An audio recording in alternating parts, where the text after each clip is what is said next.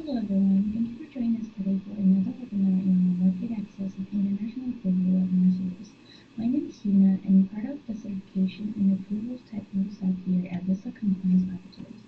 Today I'll be presenting to you the certification and approval regulations, as well as the technical requirements for electrical equipment, electronics, and wireless product and device approval in Central America. Vista Laboratories is an EMC and RF compliance test lab and product certification body, and we are experts in global regulatory approvals for radio frequency devices.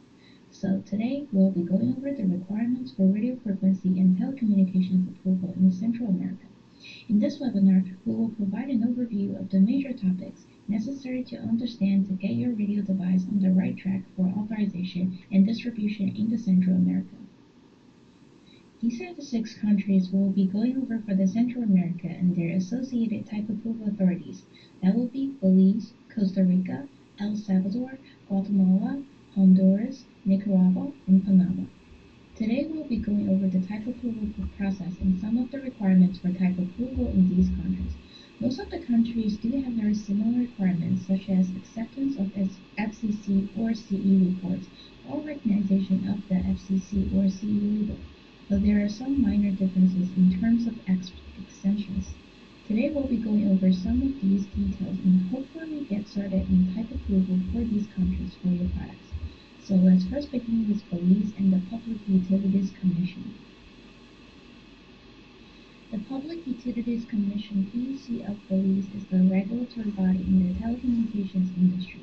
The telecom sector of the PUC ensures compatibility of all telecommunication, broadcasting, and radio communication equipment with the public switched telecommunications network through their type approval procedures. This includes regulatory compliance requirements related to the frequency spectrum and telecommunication infrastructure for most consumer electronics. The Public Utilities Commission grants and regulates telecom and wireless approvals. In the most cases, they will accept regulatory test reports from other countries to be submitted as proof of compliance, such as FCC or CE-RED compliance reports. No person or entity is permitted to import, install, make, or sell, or use or operate any equipment in Belize per the regulation of the PUC, unless granted a permit for the equipment. All products that utilize radio frequency and cellular technologies require PUC type approval and certification before import and commercialization. All telecommunication and radio frequency equipment must be granted a permit by the Public Utilities Commission prior to import, installation, sale, or use operation. Users of certain telecommunications equipment must be obtained a license from the PUC as required by law for the operation of such equipment. For products that do not require approval, the agency will provide an exemption letter signifying that no TA is required to have for your records so as to avoid any issues with customs upon importation of your equipment to Belize. Taking a look at some of the type approval required under the PUC permits, such as receivers, transceivers, walkie-talkie, drones, and so. And these are some of the radio receivers and transceivers that are regulated under the PUC permit, such as radio frequency amplifier, phone patch system, radio broadcasting transmitters, television broadcasting transmitting, radio frequency transmitting antenna, radio broadcasting transmitting antenna, walkie-talkie, and drones. Now let's moving on. It's still under the PUC permit satellite communication equipment, low noise amplifiers, receivers, modulators, very small aperture terminals, receiving or transmitting antenna, encoders, decoders, feed forms, and telecommunication equipment, customer permissive equipment excluding regular telephone, cordless telephone, cellular telephone, and all other telecommunication and CPE connecting to any licensed telecom provider network.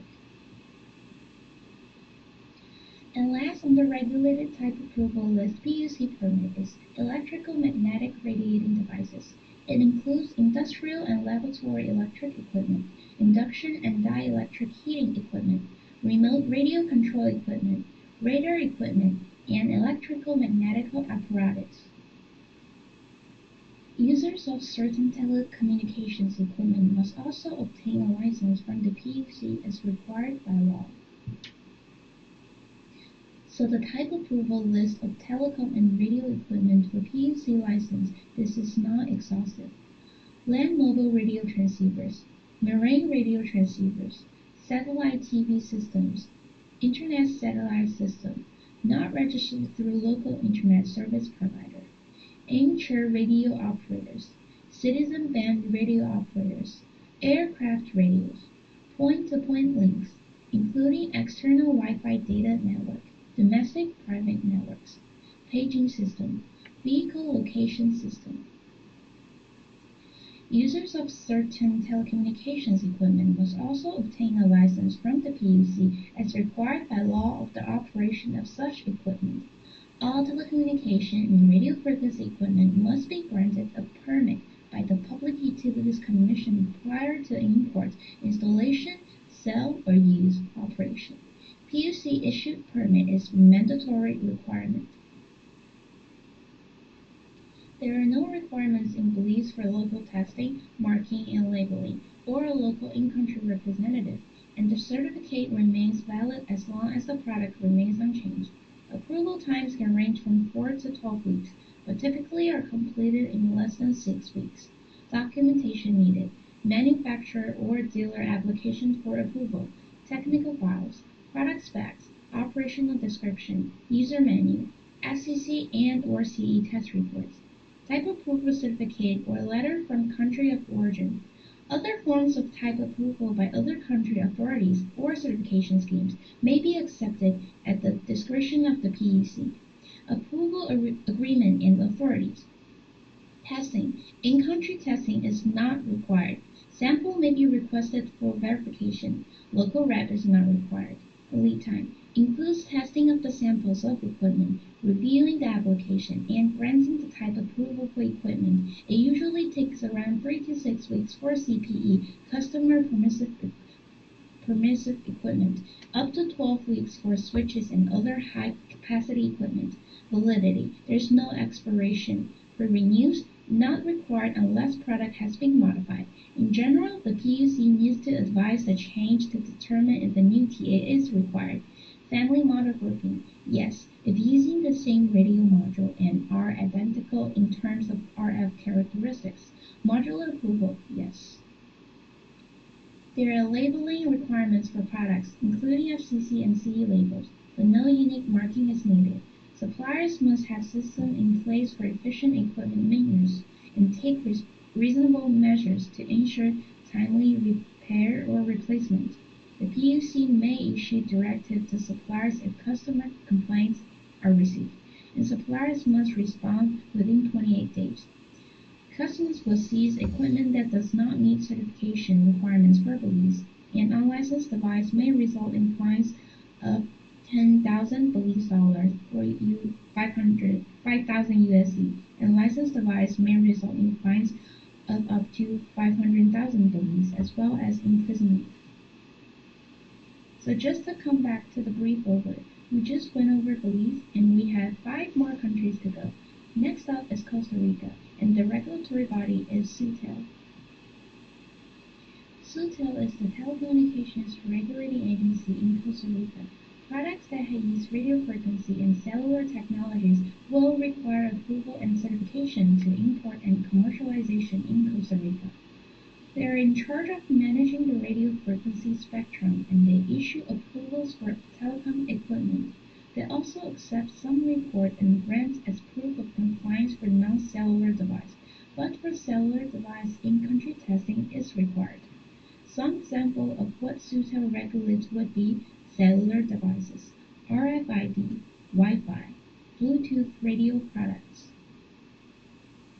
So, there are 2 main methods for type approval in Costa Rica under SUTEL. Approval for mobile terminals, the cellular devices. Regulation RCS/358/2018, which superseded Regulation Number RCS/332/2013 and came into effect on 10th December 2018. This is a new standard added to the field of testing for cellular products, and provides additional guidelines for RF and battery performance tests. This applies to cellular equipment. Free band approval regulations RCS/154/2018, which superseded regulation number RCS/431/2010 and came into effect on May 3, 2018. The update here includes update to account for modular and family certification. This now includes modular certification. There will be the possibility of certifying different devices that share the same module as long as differences between the devices are mainly authentic. And also if the module is the only part of the equipment that makes use of the radio spectrum. In addition, family certification will be possible if the manufacturer declares by a letter that all familiar devices have the same characteristics as the device for which documentation was provided in terms of brand, hardware, and software version, frequencies of operation, output power, electric field strengths, and antenna's power gain. Also, previously only Wyland was listed so far, but now many applications like RFID, short-range device, and radars have been added. Any changes to existing or development of additional hardware version of an already approved cellular device will require an update to the current certificate. It remains the case that any updates to the software version of an already approved cellular device requires an update effort.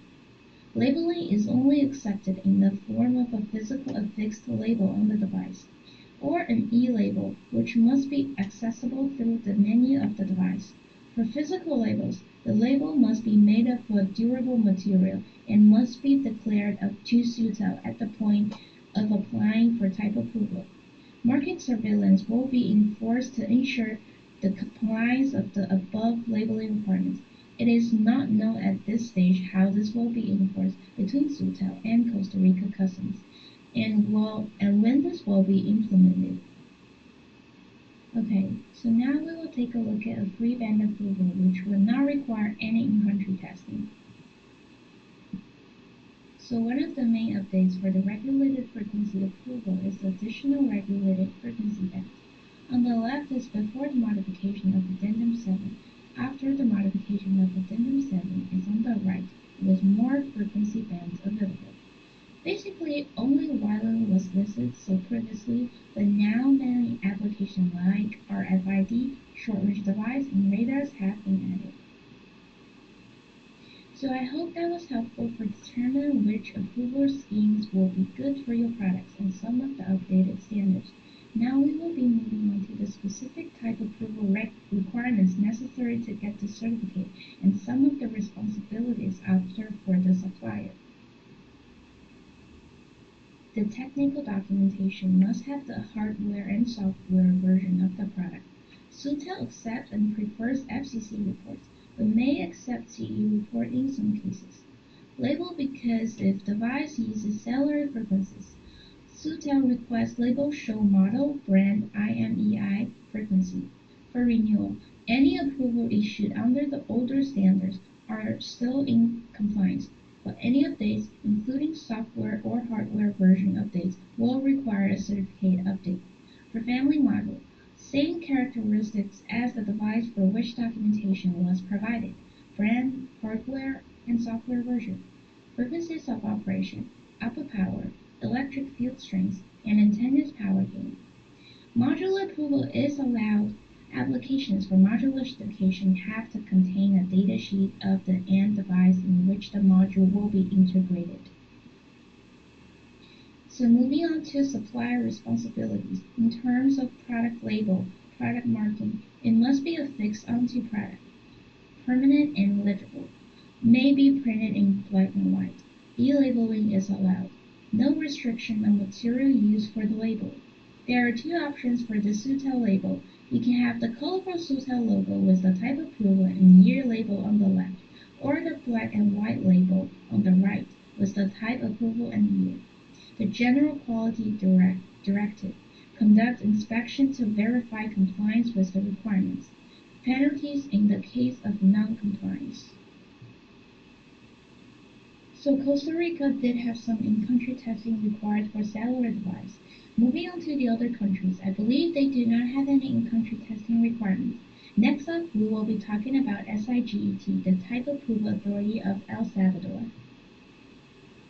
SIGET is the government regulating body tasked with managing the electricity generation and telecommunications infrastructure and industry in El Salvador, including radio spectrum usage and assignments for the specific frequency from 3 kHz to 3000 GHz range.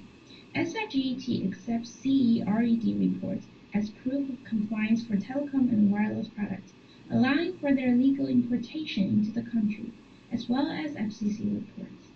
Products that utilize radio frequency, cellular, or satellite technology require approval and certification in order to commercialize in El Salvador. Some examples are Wi-Fi, Bluetooth, RFID, radar, satellite telecommunications. Okay, so quickly going over some approval requirements pertaining to SIGET in El Salvador. Again, FCC CE, product specifications, operational description, user menu, label example, internal and external photos. In-country testing is not required. Sample may be requested for verification, is not common though. Local representative is not required. Lead time usually around 4 to 8 weeks. There's no expiration on the certification for validity, so it does not expire. For renewal and new type approval, not required unless product has been modified. Family model grouping normally is not allowed, but it can based on FCC or CE approval. Modular approval, yes, based on FCC and CE. If it's modular approval for FCC, then it's allowed to the same for SIGET. Labeling, FCC and CE label is accepted by SIGET in El Salvador. Okay, so that about sum it up for some of the basic requirements for El Salvador. Most of these countries do not have special label requirements, and most of them will accept FCC and CE labels, though it always advised to have those labels on your products. Moving on to Guatemala SIT. The SIT of Guatemala manages and supervises the use of the radio spectrum, maintains the telecommunication registry, applies sensation as necessary under the General Telecommunications Law, and liaises with international communications organizations.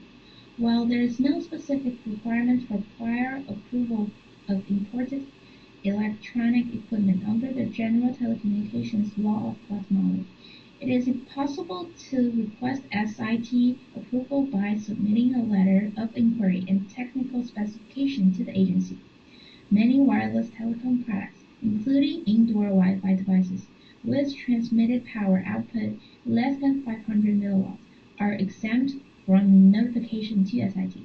However, for transmitting outdoors or in regulated bands like 2.4 GHz and 5.8 GHz, it is advisable to obtain SIT approval or provide proof of compliance with CE or FCC test reports from other countries. In some cases, an exemption letter or notice may still be required to confirm that no type approval is necessary for a specific device prior to import or sale. Nonetheless, SIT accepts FCC and CE test reports as evidence of compliance. SIT type approval requirements for Guatemala looking at the documentation, product specification, schematics, user menu, FCC or CE test reports, label example, internal or external photos. You can still apply for exemption. For testing, in-country testing is not required. Local representative is also not required. Lead time will usually take up to 3 to 6 weeks. Renewals is not required unless product has been modified. For labeling, FCC and CE label is accepted. Next, we will be moving on to CONATEL in Honduras. CONATEL is the primary state agency responsible for executing telecommunications policy in the Republic of Honduras, mainly through regulation and coordination. Among its functions, Comitel issues the necessary regulations and technical standards for the provision of telecommunication service. Comitel also grants authorizations, permits, registrations, and licenses for the provision of telecommunication services, and in accordance with relevant regulations, may renew, modify, declare their expiration date, or revoke them. Furthermore, Conatel accepts and recognizes certificates from various international bodies, including the FCC, CE, IFETEL, and TELEC, indicating compliance with technical regulations and standards. Requirements here are similar for the most part of the other country. FCC and CE documents are accepted. In-country testing is not required. There is no local rep necessary or specific labels. Lead time usually around 6 to 12 weeks. Next, we will be going over Nicaragua's Telcor. Telcor is the agency in Nicaragua responsible for regulating telecommunication equipment, wireless products, equipment that connects to the PSTN, along with other types of device require type approval and certification in Nicaragua. Some of the devices that are regulated are wireless gateways, satellite equipment, telephones, and fax machines. There are certain cases where type approval by Telcor is not necessary in Nicaragua. These include terminal equipment and devices used to access dealer networks for communication services, as well as broadcasting and television transmitting equipment, and passive components like antennas, filters, and transmission lines.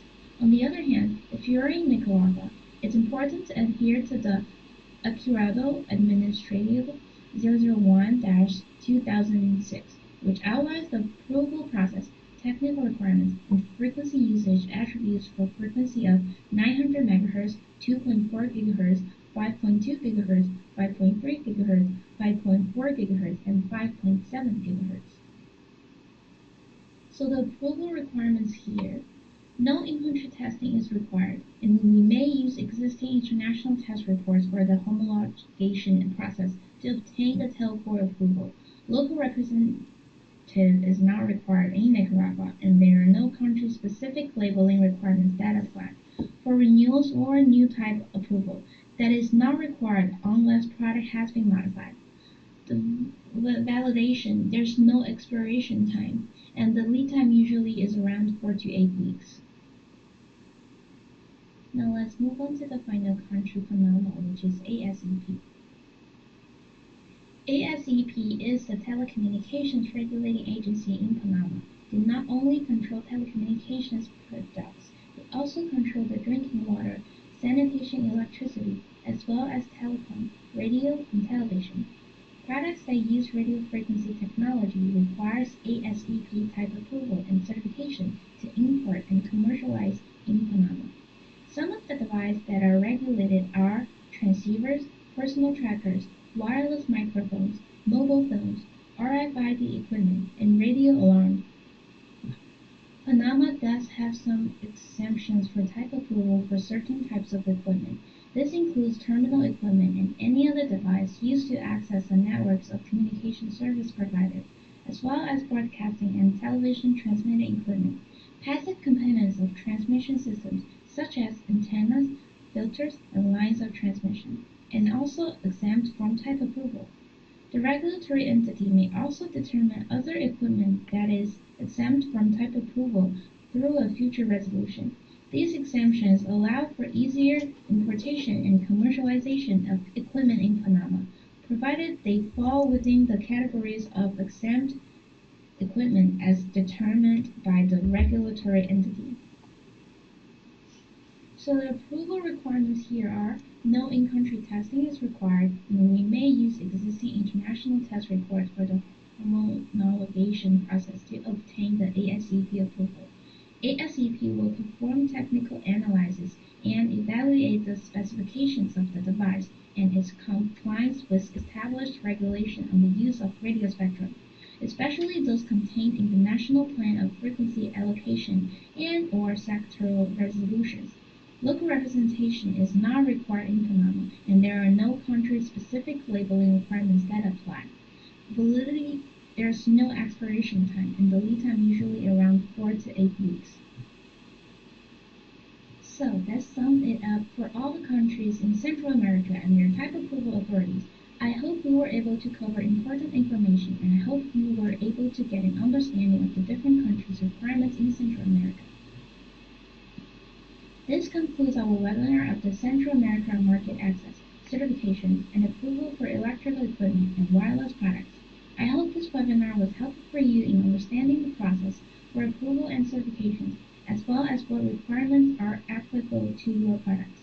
VISTA Compliance Lab specializes in certifications, approvals, and compliance testing for electrical and radio frequency devices. We are a 17025 accredited EMC RF compliance test lab and a 17065 accredited product certification body.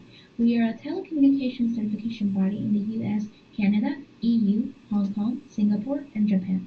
And we provide certification and approvals for all product types in countries all over the world.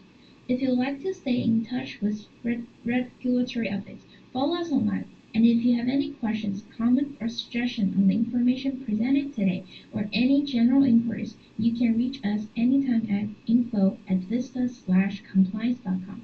Thank you for your time and have a wonderful day.